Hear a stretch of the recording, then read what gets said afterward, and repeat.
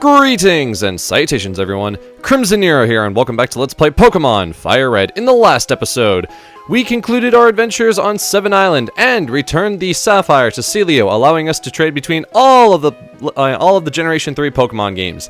In this episode, we got some legendary Pokemon to take care of, ladies and gentlemen, so let's do this.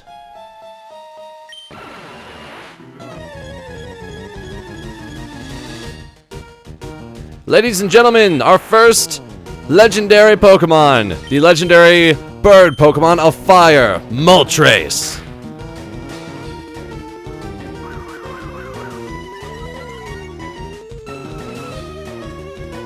So here's the thing, guys. So ever since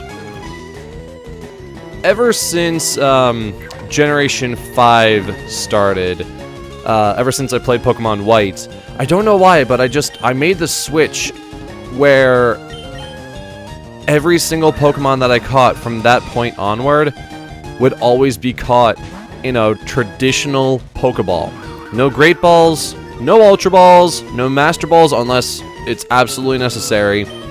No Luxury Balls, Safari Balls, no Net Balls, no Heavy Balls, no Deluxe Balls or whatever else there is. Just nothing like that. Just traditional, old, red and white Pokeballs.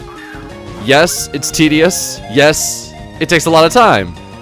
But as long as this doesn't take too long in terms of like actually catching Moltres, well, if it does, then I'll just cut away for a second. But for right now, I'm just gonna keep lobbing some Pokeballs here and see what happens.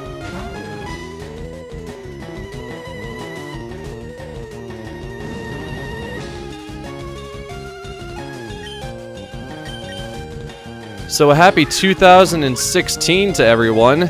2016 is going to be a pretty interesting year. I can already kind of tell. I mean, I don't really have any sort of like big plans throughout 2016 as of yet, but I know that it's going to be a pretty big year just in terms of like the possibilities that are out there.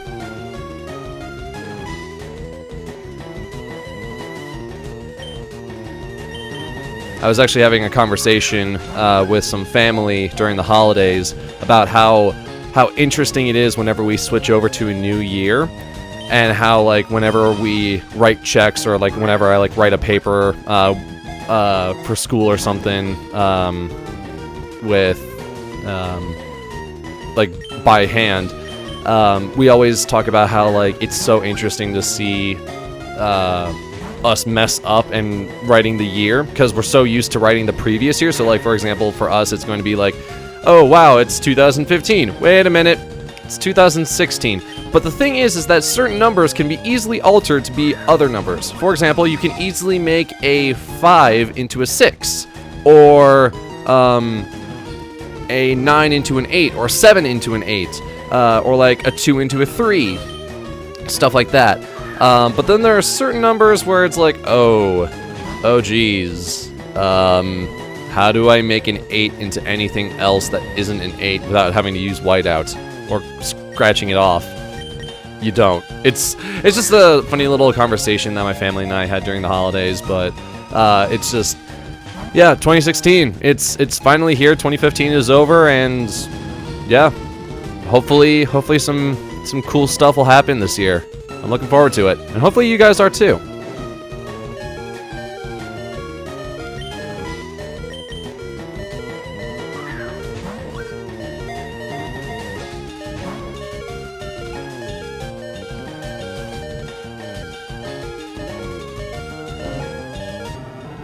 And there goes Siphon.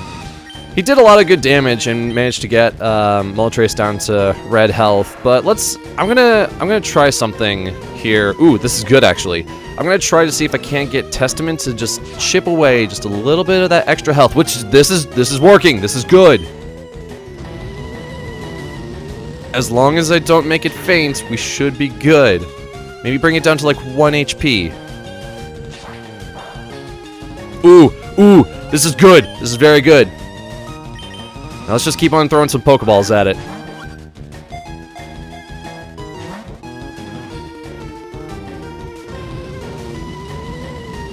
Yeah, I knew that Testament was only going to be able to take 1 or 2 hits, but he managed to bring Moltres' HP even further down, thus slightly increasing our ability to catch Moltres.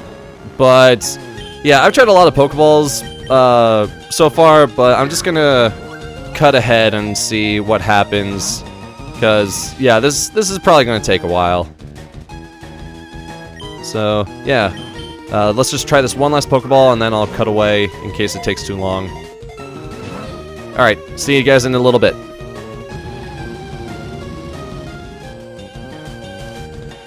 Okay, still here, still battling. I'm battling. Some of my team is kind of taking one for the team, but luckily Moltres is pretty low on HP. Leviathan can take another hit or two, so yeah, let's see what happens. Oh, yes! Yes, we caught Moltres! Awesome! Moltres, the flame Pokemon, one of the legendary bird Pokemon. Those seeing it are overwhelmed by its orange wings that seem to be on fire. Neat. We have a large flaming phoenix bird Pokemon. That's awesome! Alright, so, Moltres is down. We have ourselves Moltres. This is awesome. Great. But the thing is that, well, for anyone who has seen the second Pokemon movie, you already know where this is going. But a cool little thing about the bird legendary Pokemon is that you can instantly tell from looking at Moltres' name that there's at least 3 legendary bird Pokemon. Because the thing about it is that if you look at the way that Moltres' name is constructed, it's using molt, as in like molten lava or like molten stuff, like meaning like being on fire or being related to like lava or heat. And then trace, which is a certain way of saying the number 3 in various languages, specifically Spanish, but I think there are a few other dialects that use tres as their way of saying 3. But yeah. So yeah, we have one of the 3. Now let's start looking for the second of the 3.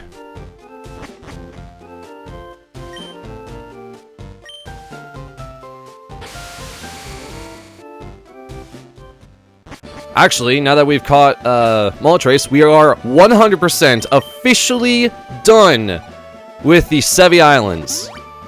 Yeah, I know I've missed a few items here and there, but honestly, I've done all the big stuff. If you really want those items, then you can find them on your own time. Plus, like, this game is what, like 10 years old at this moment? So, yeah. Don't worry too much about it. Let's see. Actually,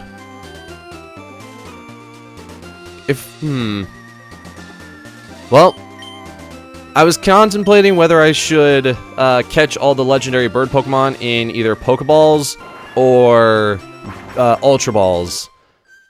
But what am I doing? But because of this, I don't really need any more Great Balls. So even though I have 99 of them, I'm just gonna go ahead and sell them, because wait. Well, I wanted to see if I could also buy a few more Pokeballs, but I guess not. But I'll go back to let's see, where? How about I go back to Pewter City? Yeah, Pewter City. Because there I can definitely buy Pokeballs, and then I can also sell my Great Balls, because I really don't need them at the moment. But yeah, I guess now I have to catch all 3 legendary birds with standard Pokeballs. Yep, the struggle continues. Man, I can sure buy a lot of Pokeballs for cheap. Well, it's also the fact that they're not 100% super duper successful when it comes to catching certain Pokemon. But hey, I got enough Pokeballs and Ultra Balls to last me for a little bit, so I feel good. I feel good about this. Alright, now that that's done, let's actually go back to where I originally was going and actually find that second legendary bird.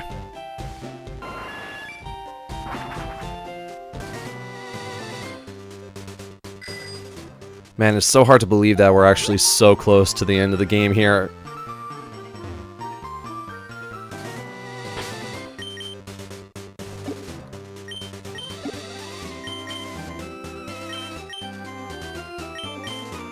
I don't want to run into any weird water Pokemon here in the water, so yeah, just gonna pop a Repel, surf on over. It's gonna be fine. Hello. Wow, you came all the way here? Maybe you're a Pokemon fanatic too. Want to see my collection? Maybe? My Pokemons, let me show you them.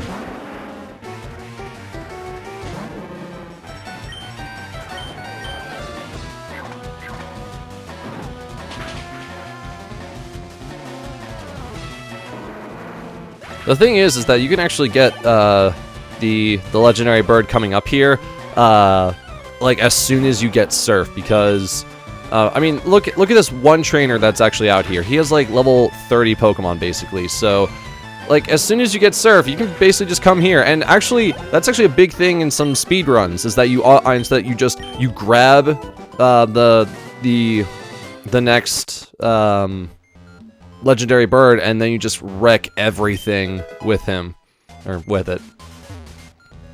But yeah, we have entered the power plant, which is an area that we have not gone to yet, and it is full of items. Yay!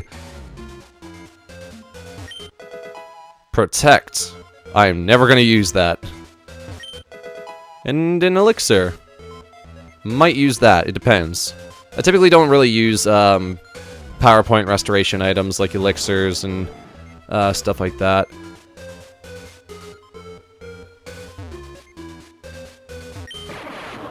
Uh-oh. I done goofed.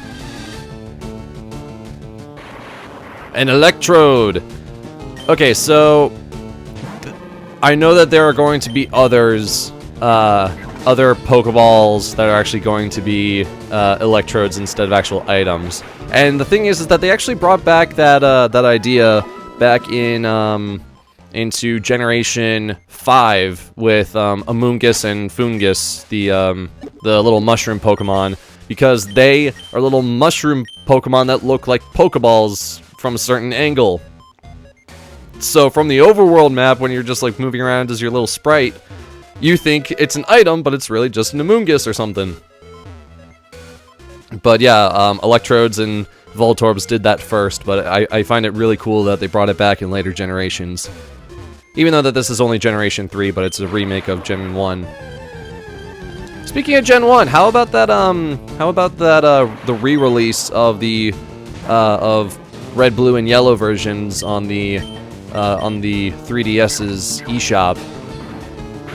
I mean, I probably won't pick it up because like Gen 1 is an interesting topic because like it's home to so many like bugs and glitches and stuff, which like everyone knows about. We all know about Missing No, we all know about getting Mew and speedrunning stuff. Just, oh man, if you can find a speedrun, a really good speedrun of Gen 1, oh man, it's hilarious because of all the different kind of tricks that they do. It's really cool.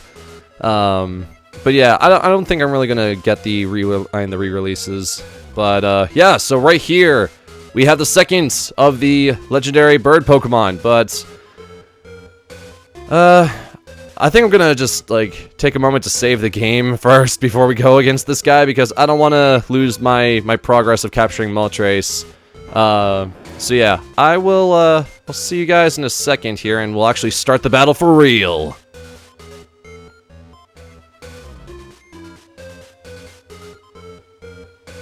Alrighty, let's do this.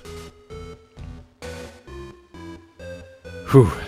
Man, I'm a little nervous because like catching these legendary Pokemon is kind of like, oh man, it's kind of nerve-wracking, especially because like you have to like constantly throw Pokeballs, and you don't know if it's going to use all of its power points first, or if your party's going to faint first, or just, it's crazy. But anyways, let's get this started. Meet Zapdos, the electric flying type. I'm flying, legendary flying bird Pokemon. Ugh, man, I cannot say the proper names, but yeah. So Zapdos is a little bit easier to manage compared to Moltres, because with Moltres you had a really powerful move of Flamethrower, and you also had Fire Spin to worry about. But with Zapdos only has Drill Peck as one of its major offensive moves. And yeah, it gets a stab bonus because it's part flying type, but the fact that it is the legendary bird Pokemon of electricity, and yet it doesn't naturally have an electric type move. It's really interesting. But yeah, we brought him down to a pretty good health pool. And now I just need to get a nice kind of little jab in with Testament here. Gonna do that crouching P, that crouching light punch. That's some fighting game terminology for you. Sorry guys. Oh man. But yeah, this is perfect. We got him down to a nice health pool of like 1 or 2 HP. But yeah, now I'm just gonna keep on throwing as many Pokeballs as I have, because I got like 221 of them at this point. But yeah, hopefully this will go well, and Zapdos won't just like KO itself using Struggle. Actually, I should explain that. So basically, when this will happen primarily when you're trying to catch legendary Pokemon and you don't want it to faint, is that whenever a Pokemon runs out of power points for every single one of its moves, it'll actually, if you choose the command to battle, your Pokemon will automatically do a move called Struggle. And Struggle is a move that does recoil damage. So you'll do damage to your opponent, not a whole lot unless like your Pokemon's super duper strong, but the biggest thing is that you will take damage as well. It's a recoil move. But the thing about legendary Pokemon using a recoil move is that they can make themselves faint. And you don't want that if you're trying to capture a legendary Pokemon, because it's your one and only chance. If a legendary Pokemon faints, then typically you do not get a second chance. They started to add in a few like extra chances during later generations, like starting with I think either Gen 4 or 5. But yeah, just it's kind of a big deal.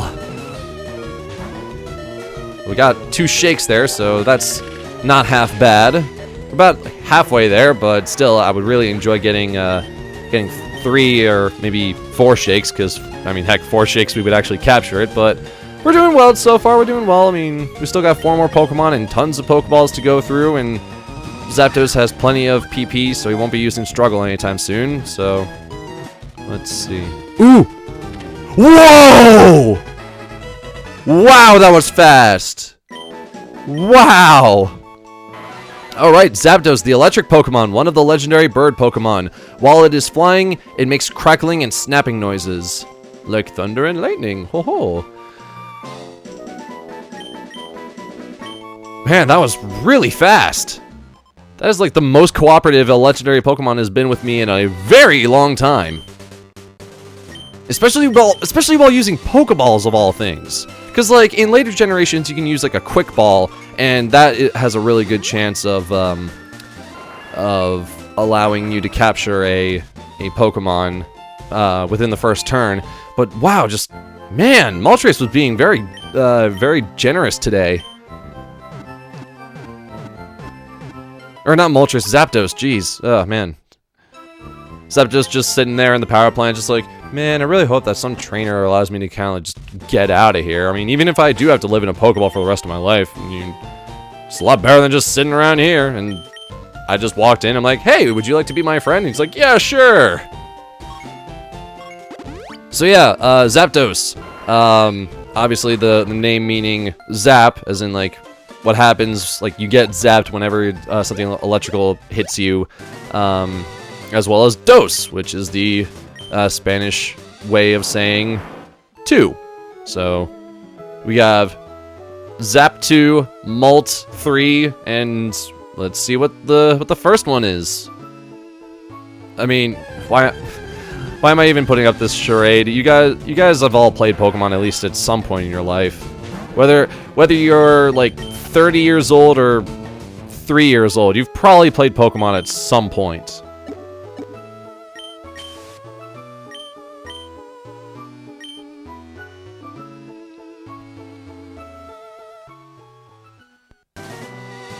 But yeah, we are finally here and actually taking on the interior of the Seafoam Islands. Man, it feels like not that long ago that we were actually exploring the surf routes around the Seafoam Islands, trying to finish up all those trainers before the Elite Four. But hey, I mean, we've made it to the post game already, and we're almost done with it too. So I mean, all we have to do is just capture the last legendary bird, then one more challenge after that, and then we can take on the Elite Four the second and final time, and then it'll be completion.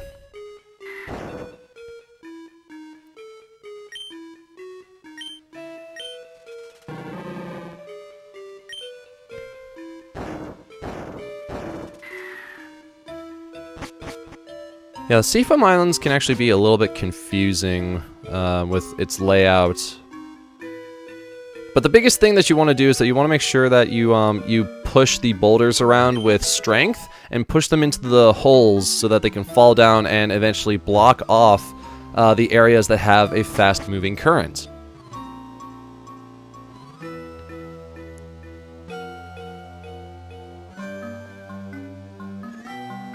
Alright, let's see. We got a few boulders here. Probably need to push down at least 2 of the 4 into the holes here, but let's see. Well, this one's easy, so we can easily just push this down and bada bing. But getting the second one, that requires a little bit more work, but it shouldn't be too hard. I mean, Pokemon puzzles are never known for their absolute difficulty. Just gonna be careful. Move this dude over here. And then I'll move this guy over to the left and then push him down. Yeah.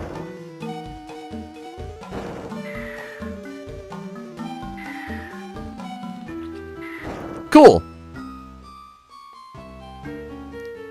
And there it is, the third and final of the legendary flying trio of Kanto. Just gonna save the game here so I can save my progress of capturing Zapdos, and then we will get started with the third and final legendary bird. Let's do this.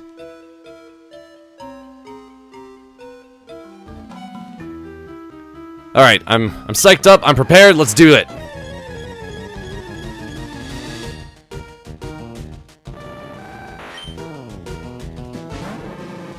Alright, Articuno. So the thing about Articuno is the fact that its name is taken from Arctic and Uno. Uno meaning 1. So basically like the Arctic one. But yeah, just that was close. I was really worried that I would KO Articuno.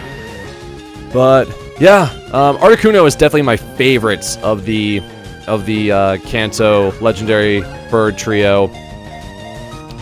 Actually, I technically went through them in the order of 3, 2, 1, but also the fact is that Articuno is my absolute favorite of the trio. My second and third favorites, that kind of switches every once in a while. Like, I like Zapdos and Moltres both, but I can't ever really decide on which one I like more. All I know is that Articuno, favorite one, easily. Because, I mean, well, I like its design. I like the nice light blues that are used in its colorization. and just it looks very elegant. And also, anytime that it's seen in like the anime or the movies, it always has like sparkles around it of like almost like kind of what happens whenever you look at either snow or ice with light looking at it. Like it's sort of like sparkles and shines a little bit. But yeah, Articuno, super duper cool. I love this Pokemon. It's so neat.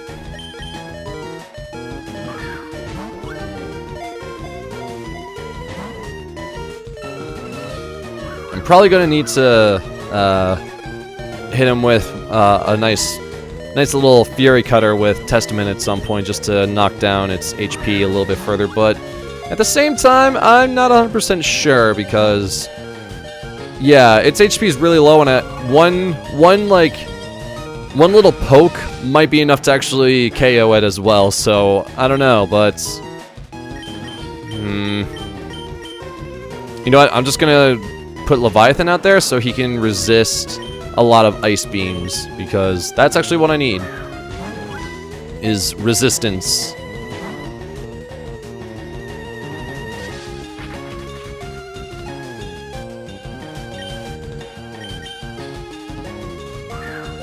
Yeah, Moltres is definitely kind of the quote-unquote worst to deal with, at least when first capturing it, because it has two different ways of fighting you, like two offensive moves, and one of them being Fire Spin.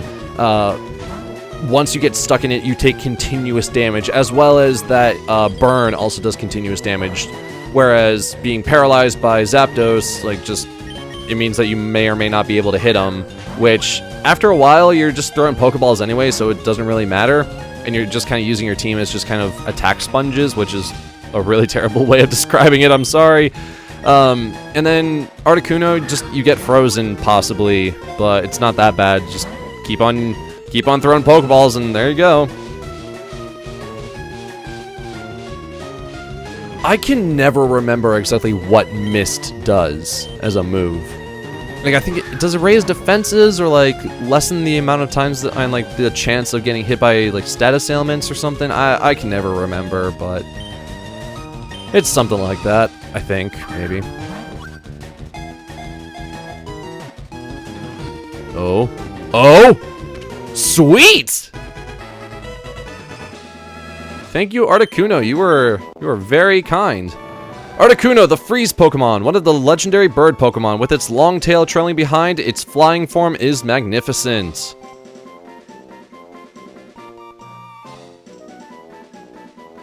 And that's it! We have caught all 3 legendary birds! Woohoo!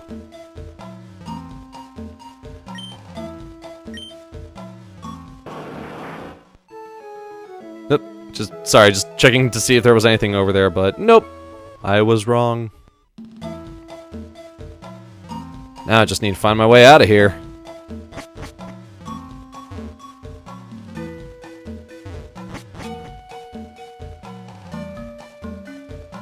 Ooh, item.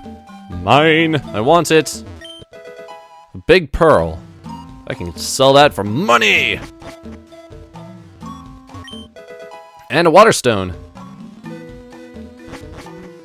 If I'm correct, you can find a Fire Stone in Mount Ember when you're looking for Moltres, a Thunder Stone when you're looking in the power plant for Zapdos, and a Water Stone here in Seafoam Islands when you're looking for